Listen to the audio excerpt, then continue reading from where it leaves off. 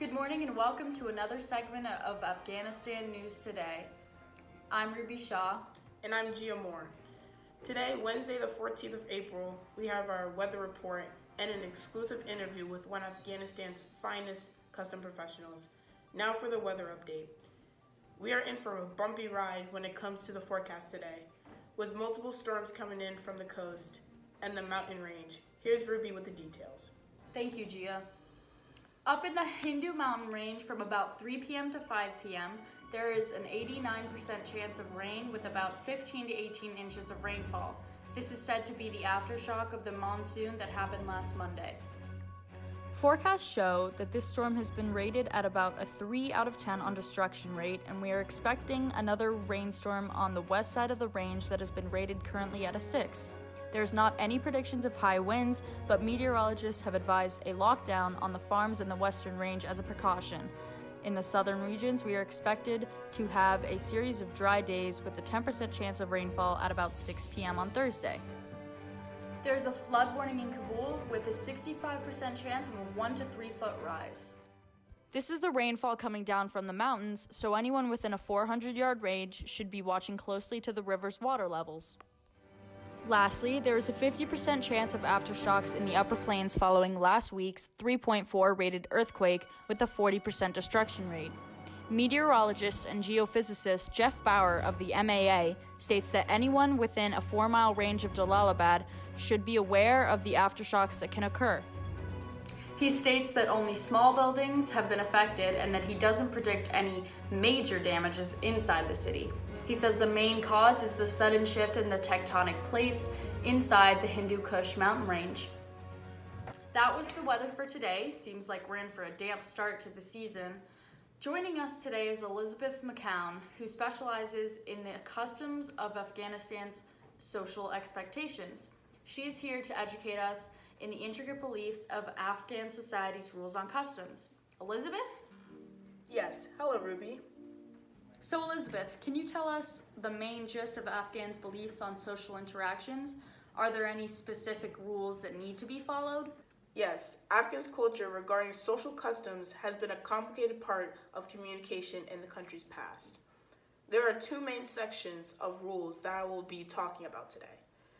These are social interactions and expectations when in public, and the religious beliefs on gender mixing and honor between genders. These expectations have been a respected part of the culture throughout history and have been evolving ever since. What are the expectations regarding gender conversations in public? Well, in Afghanistan, there are only a few ways that men and women can interact with each other. They can mainly exchange conversations by being in the same family, or if they're co-working with each other, they can sometimes mingle. What if a male confronts a woman? Is that allowed? Usually when a male is talking directly at a woman, it means that he is dishonoring her. One of the main rules in Afghanistan is that men and women are not allowed to touch each other under any circumstances. So even if they were to have a conversation, even looking at one another in the eye would be considered disrespectful. Do these rules apply only to religious followers? What about tourists and/or visitors? It is very crucial that when you visit Afghanistan, you must know the rules because there are no expectations. Not only are their rules extremely strict and specific, but so are the punishments if the rules are broken. These punishments can range from public beatings, violence, and even death to those who decide to disobey. Surely they must be able to contact in private areas. Is this true? Yes, of course, but only in family. Throughout all of Afghanistan, family matters are kept strictly private.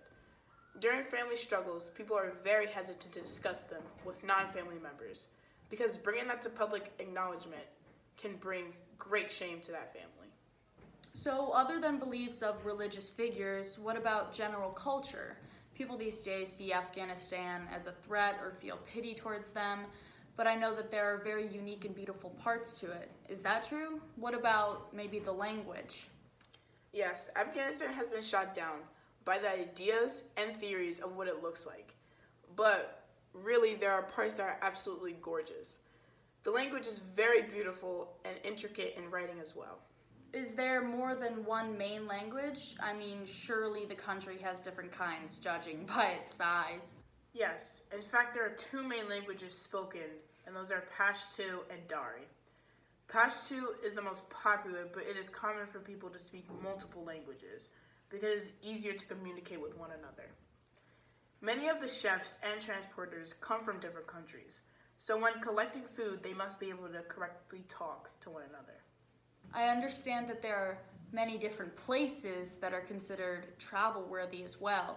Is this true? Yes, it is a common misconception that all of Afghanistan is war zones, when in fact there are parts pre-warfare that are gorgeous. Here are some examples. This is a picture of the car lights in Kabul. This is a picture of one of the popular resorts. Well, thank you, Elizabeth. I know I certainly learned a lot today. Hopefully our viewers did as well. Thank you for having me. And thank you for watching today's show. We will see you tomorrow with a brand new segment of Afghanistan News Today. Another exclusive interview on the language barriers between all countries.